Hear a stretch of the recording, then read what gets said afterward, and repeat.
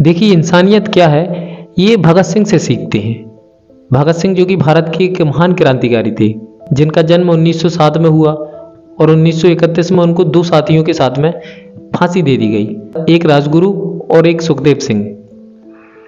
तो देखिए इनको फांसी क्यों दी गई थी, पहले तो मैं आपको बता दूं, क्योंकि ये चीज़ बहुत कम लोग को पता होती है कि भगत सिंह जो थे वो नास्तिक थे, वो आस्तिक नहीं थे। उसका कारण था क्योंकि उनको ये चीज़ बहुत भयंकर गढ़ती थी अपने अंदर कि ये कैसा धर्म है कि जिस देश में, जिस धर्म में मतलब जानवरों को पूजा जाता है और इंसानों को अछूत बताया जाता है। इंसान जानवरों के चक्कर में, मतलब कि जानवरों को पूजते हैं और इंसान अपने धर्म के चक्कर में, दूसरे जानवरों के चक्कर में, कोई किसी को पूछता है तो कोई किसी को पूछता है और एक इंसान का सर फोड़ता है। कैसी इंसानियत है ये उनको बहुत चुभता था। वो पूरी तरीके से नास्तिक थे, वो भगवान को बिल्कुल नकारते थे, वो नहीं मानते थे। तो मैं बताऊं कि इंसानियत उनके अंदर कैसी थी और क्यों थी। आप इस चीज से अंदाजा लगा सकते हैं कि देखिए, पहले तो आप ये समझे कि भगत सिंह को फांसी क्यों दी। भगत सिंह जी को फांसी इसलिए दी थी क्योंकि उन्होंने दिल्ली संसद की जो सेंट्रल असेंबली थी उसमें बम फेंके थे अपने साथियों के साथ में, और उन्होंने खुद वहां से भागने से मना कर दिया था। अपने आप को खुद ने पुलिस के हवाले कर दिया था। वो चाहते तो वहां से भाग भी सकते थे पर नहीं भागे, अपने आप को पुलिस के हवाले कर दिया।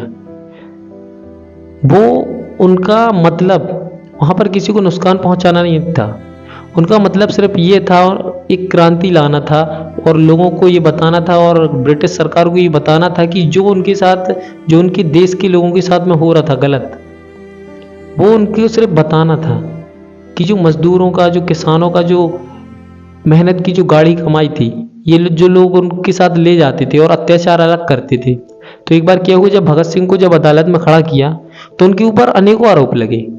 कोई कहता कि इनसे पिस्तौल बरामद हुई, कोई कहता कि बम कहीं, ये कहीं, वो बहुत सारे इनके ऊपर और केस लगते गए।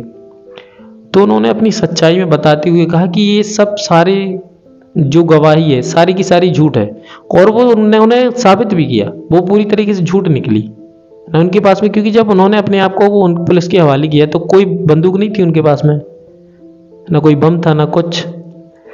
और उन्होंने बताया कि हम चाहते तो यहाँ पर बैठे,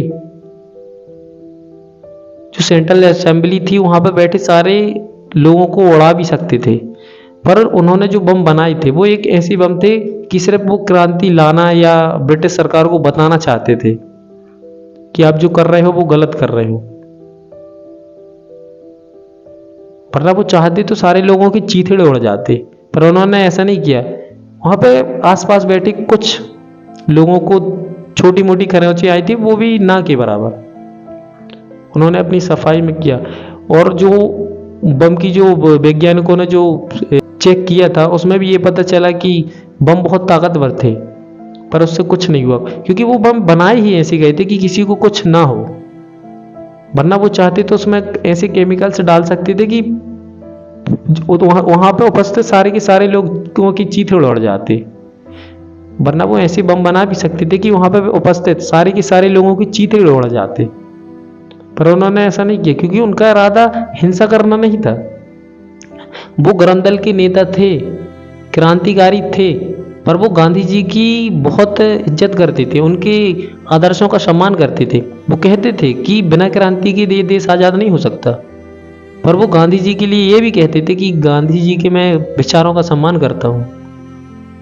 और उनका खुद का एक ऐसा विचार था कि वो चाहे कोई भी हो, चाहे ब्रिटिश सरकार के कोई लोग हों, चाहे भारत के हो, चाहे कोई भी हो, किसी भी धर्म का, उनका किसी को कोई नुकसान पहुंचाना उनका ऐसा कोई इरादा नहीं था कि किसी को मारे, काटे, खून रक्तपात करे, ऐसा कुछ नहीं था उनका इरादा। मतलब वो एक ऐसा आइडिया ढूंढते थे कि सांप भी मर जाए और लाठी भी ना टूटे। खून बहाना वो पहले भी नहीं चाहते थे। ये जो हमें बताया जाता है, ये जो पढ़ाया जाता है, सरासर झूठ है। क्योंकि ये तो भगत सिंह के अंदर जितनी इंसानियत थी शायद ही किसी क्रांतिकारी के अंदर रही होगी, जिसकी बराबरी करना, जिसके बारे में सोच पाना भी असंभव है।